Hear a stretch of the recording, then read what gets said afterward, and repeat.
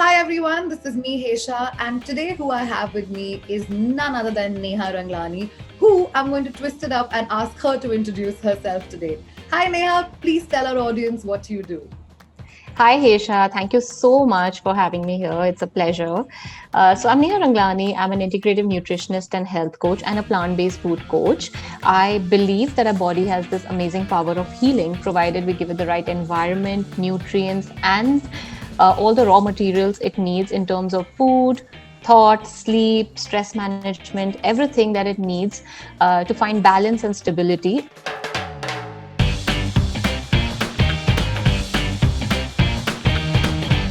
Neha, as we all know, we are amidst a pandemic. It's a tough time, and either it's us or we know somebody who has battled COVID-19. Which is why I really want you to sort of engage with our viewers today and sort of tell them what is it that one needs to do to take care of their overall health, if at all one of them or somebody who they know has battled COVID-19. Yes, Hesha, you rightly said it. It's here to stay. It is a part of our lives right now and a very integral part because our life is sort of revolving around it. And, the whole idea of, I don't want to say we want to battle COVID, we want to strengthen ourselves so that we can avoid the side effects that it brings along with it. The power is within us. Our body, like I said, can heal. And we have this entire a huge team of immune cells inside us which help us stay away from all the terrorists or all the pathogens, organisms, toxins that are coming in. Obviously with COVID-19 affecting people, it's affecting the lungs, but it's also affecting every other part of their body. It's basically causing inflammation. So what is happening majorly, so many people are not getting affected so much in the lungs, but then this whole the cytokine storm, which is the inflammation caused by our immune cells to just fight that virus, that entire inflammation is sort of affecting every aspect of our body. So people are getting gut issues, people are getting kidney issues, people are getting heart issues, cardiac arrest, brain damage. A lot of it is happening because of this excess inflammation that is happening in the body, where the body is trying to fight or get rid of this so-called unknown organism that's coming inside. And what we need to do is we need to strengthen our immune cells, because that's the only way we are going to we are going to fight this thing, or we are going to get stronger and get overcome the effects of virus in our body. The next is we need to reduce inflammation in our system, because it's this excess inflammation which is causing the problem. Inflammation is very good for our body. It is supposed to be there. It is supposed to be there to protect us, because say when you get a cut, your entire part of here gets red and inflamed, and your all the white blood cells come here to protect it, to sort of seal that part so that no external bacteria or anything can enter and damage it more. But when this happens internally for a very long time and chronically, that starts damaging our own organs and our own cells, and we don't want that to happen. So we want to reduce inflammation. So the first is the food that you eat. Your 80% of your immune cells lie in your gut, under your gut lining. So if you're not eating healthy, if you're not eating anti-inflammatory foods, it's going to be affecting your immune cells directly. So our microbiome, which is the bacteria that lives in our gut, has a very major role to play this. In fact, studies have shown that if you have a poor microbiome, or if you have a lot of bad bacteria and lesser amount of good bacteria, your immune cells don't do very well, and it is increasing the chances of inflammation and the viral attack in our body. So this is the research that is happening now, and we need to make sure that we are improving our gut microbiome through the food we eat, because what we eat feeds the bacteria in our gut. So you need to make sure that you eat anti-inflammatory foods, all your natural foods like your fruits, vegetables, a lot of green leafy vegetables, sprouts, soaked nuts, and some seeds, your pumpkin seeds, flax seeds, sunflower seeds. All of these are amazing because they have a lot of minerals. They have magnesium, zinc, iron, which has a lot of anti-inflammatory benefits. Vitamin E, your nuts have vitamin E, omega-3. So all of that is very important to fight inflammation. Besides that, they also feed the good bacteria in the gut, and they starve the bad bacteria. So in that case, your immune cells do much better. It's like, feeding the soldiers at the border. If you don't feed them, if you don't give them enough food and good food, they're not going to have the strength to fight, right? So the same thing goes with your immune cells. And that is definitely one thing. So doing a lot of anti-inflammatory foods, avoiding a lot of chemically loaded foods. So all your processed food, junk foods, your foods which come in packets with a lot of preservatives, additives, chemicals, all of that start damaging our liver. Our body's not able to detoxify well, and that excess toxins also start creating a lot of problem and inflammation. So we don't want anything adding to the inflammation. So that is one thing. Secondly, obviously, it's your sleep. Very, very important. Neha, as far as your nutrients are concerned, if somebody has contracted COVID-19, what is it that they need to consume and sort of keep a check on their nutrient tab off? Sure. So, like I said, like your immune cells need all the, need your vitamins, minerals. They need a plethora of nutrients to function well, because our cells function basically with the help of nutrients. We definitely need good quality protein, to fight the wear and tear, to do the repair of the cells. That is one. So you can get it from your sprouts, from your nuts, from your seeds, whole grains, pulses, greens. All of them have good quality protein.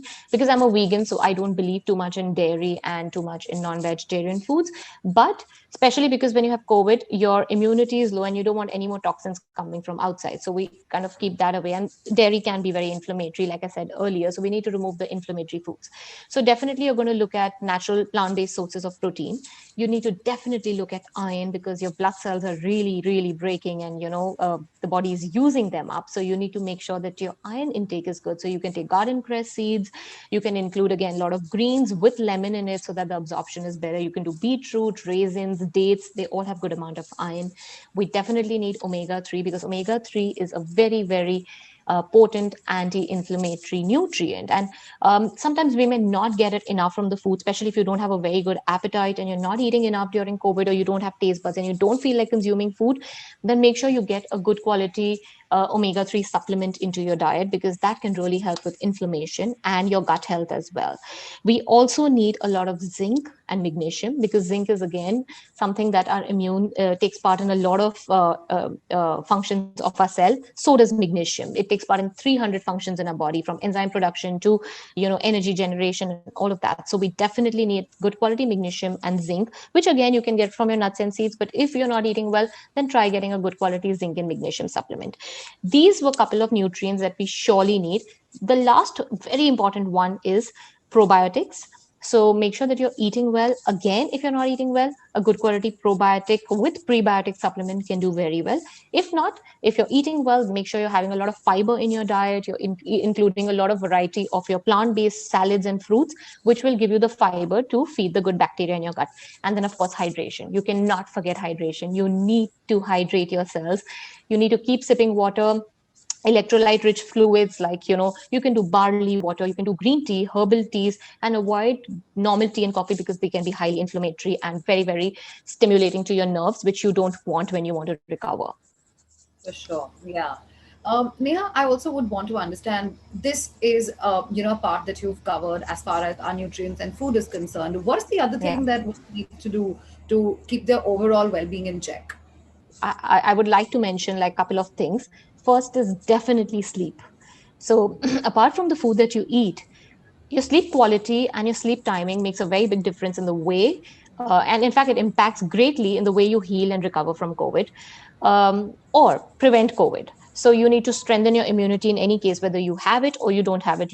That's the only asset, and that's the only way you're going to sort of fight it. So you need to make sure that you are getting good quality sleep for at least 7 to 8 hours every night.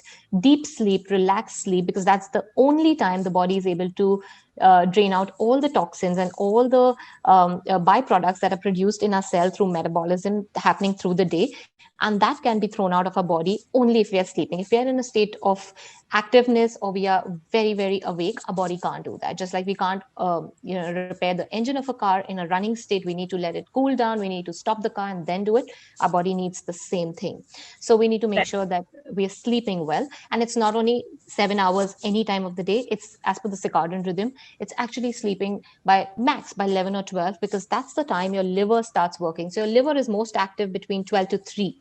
That's the time it's cleansing. So you want the liver to clean. But again, if you're constantly active, if you're binge watching, or if you're having conversations or food at that time in the night, your liver can't do the job. So that again is very important. The next is stress management. Most of us don't even realize we're stressed. And with the kind of life we're living today, everything is so uncertain. Suddenly, the world has become virtual and we don't know how to deal with things. We're just learning. Every day, there are new challenges, and that can add to a lot of stress, financial stress, relationship stress, emotional stress. I think we are going through it all more Yeah. now than ever before, right? So everything's like kind of surfacing up for most people. So that's the time we need to consciously be aware of our stress. We need to consciously work on managing our stress through breath work and meditation. The only way you can manage your stress is by being aware and accepting that, yes, I have stress. It could be any stress. It could be the mildest form of stress to the most, like the biggest stress in your life. Stress is stress, and the body perceives it as a threat. So, when we are stressed out, the body shuts the digestive system, it shuts the immune system, it shuts every major function, because that time the body feels, I don't need all this, I just need to survive. I need to fight the lion. But there is no lion in front of us right now. What is the lion is financial pressures, the other things in our life. And we're not physically using that stress, because when we get stressed, usually if you physically use it, the body burns it out. But if you're not using and you're sitting at one place in front of your computer and always stressing out, the stress hormones build in our body and they start damaging our own organs and our brain and our gut. And we don't want that to happen. So the most important thing that we need to do is consciously focus on our breath.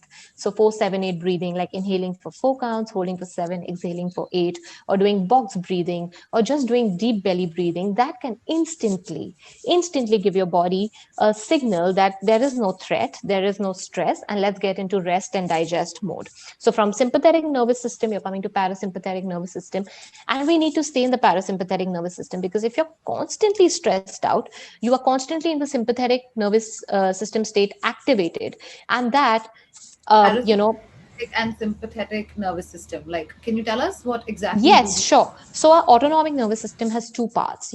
One is the sympathetic nervous system, which is the stress mode, which is the fight and flight mode. So whenever the body perceives stress, it moves into the sympathetic nervous system state, where every nerves of your body get activated and they are ready to fight the situation.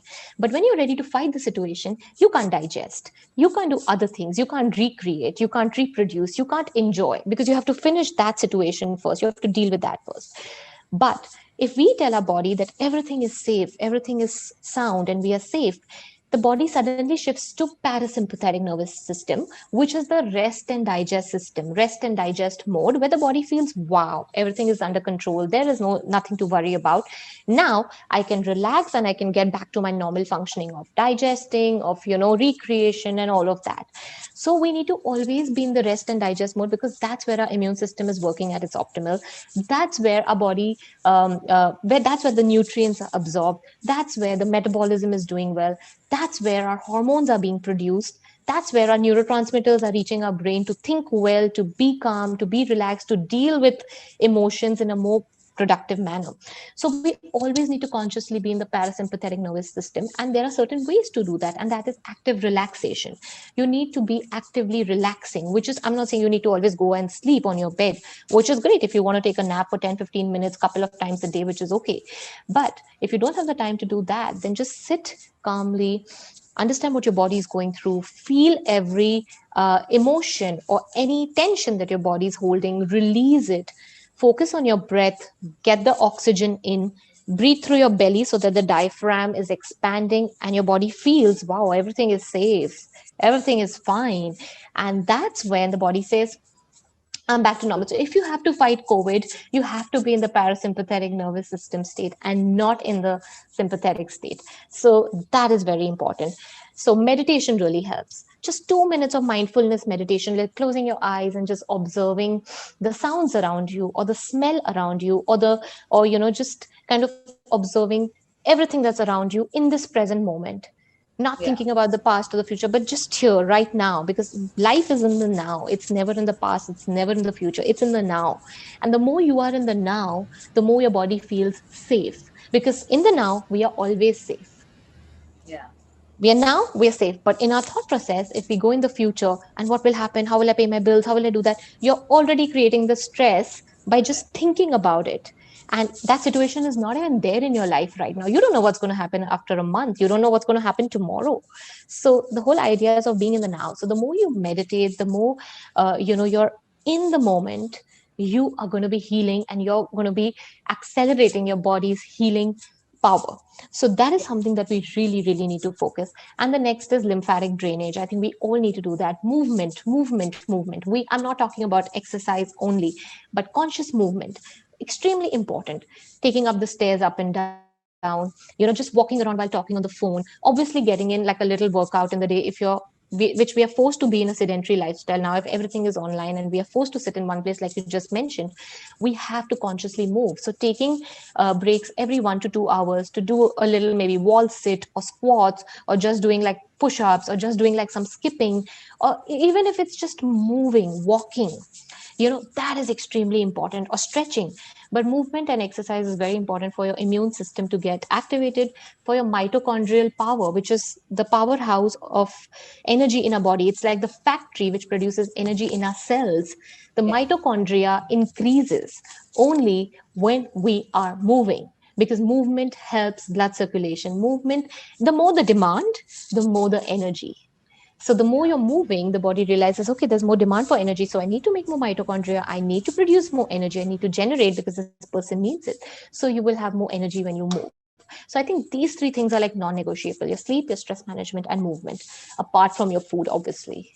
Yeah, I really want to share this because I battled COVID myself back in the month of April, and I recovered honestly within like my fifth day, and I was out of it.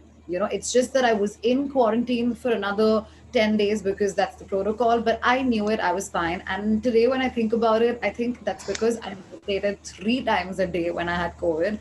I was in the now, and I also used to do like a small, teeny mini dance in my room because that's what I had to do. I had nothing else to do. So I'm watching, or I'm like, I need to get up, I need to do something. So I would go in front of the mirror, move a little bit, shake up, be happy, listen to good music.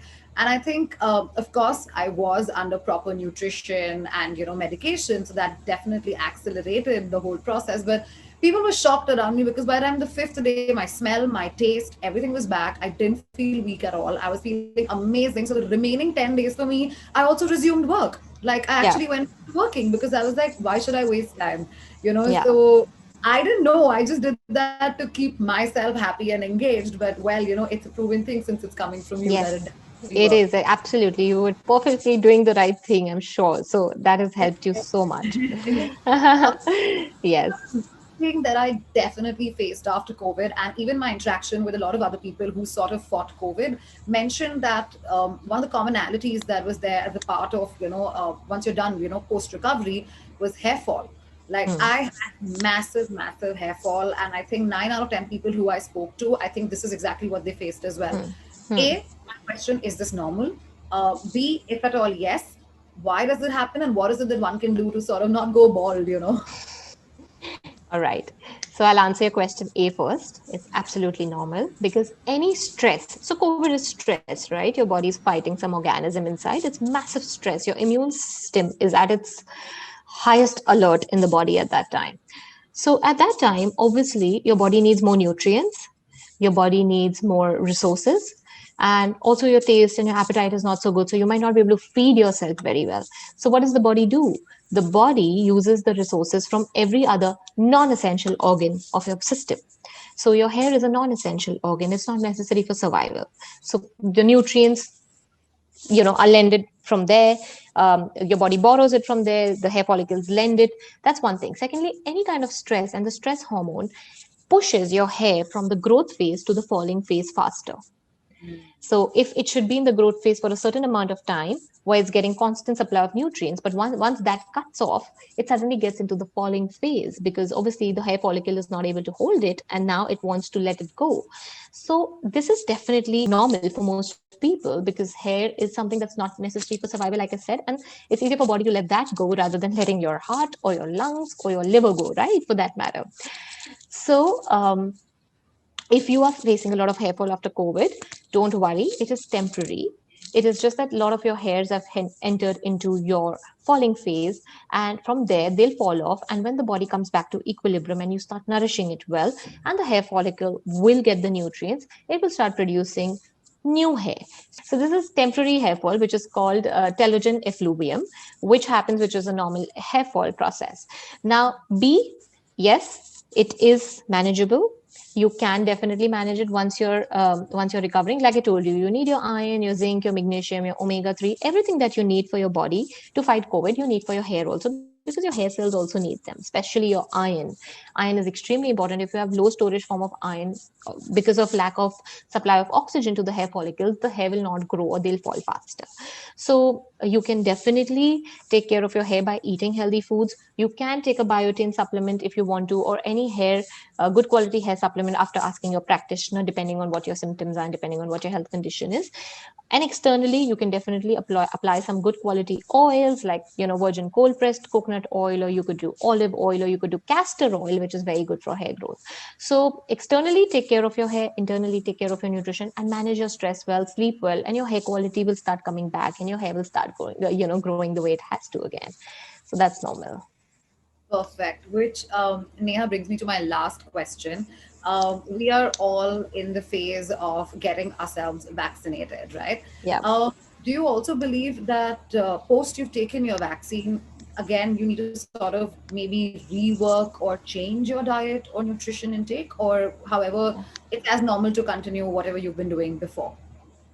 Okay, I think the answer to this question really is very subjective, because it depends from symptom to symptom for different people. Some people have taken vaccination and they have no symptoms at all, absolutely no symptoms. And for some people, it's been a completely roller coaster ride after taking a vaccination. So just depending on what your symptoms are, in any of the case, you have to make sure that your nourishment is happening, because again, you have injected a foreign substance in your body and your immune system is going to do what it has to do, but maybe not at the level that it is doing with COVID coming in. So it's coming because the organism is coming in a controlled manner in your system. The immune system is not going like berserk, but definitely there is a demand on your body, there's a load on your body. So you have to make sure that everything that we spoke about earlier, the anti-inflammatory foods, the hydration, the sleep, the stress management, everything still applies to this, so that the side effects of the vaccine should not be so bad on your body. And just making sure that you're eating well, you're nourishing your body, you're being aware of your lifestyle after taking the vaccination. That's important. And just don't go like, oh, nothing happened to me, so nothing will happen. You could have symptoms a little later, the weakness can creep in a little later. So I've had some clients who've had a lot of dehydration after that, who've had immense body pain after that, which is lingering for weeks. So it's not necessarily fever or cold or cough or something that you'll get. You might just get some other side effect. Hair fall might happen after that. So I think it's just important that you need to be observed. You need to be observant about your own body and just be aware of what's happening to you and just start taking care. Yeah. Well, thank you so much, Neha. This was indeed a very informative session, and I think much needed, because it is the need of the hour at the end of the day. I'm so glad that you came here. Thank you so much. Thank you, Hesha, so much for having me, and I'm really, really thankful for having me over and for doing this with me. Thank you so much. Great. I'll see you soon, Neha. Take care. Bye bye.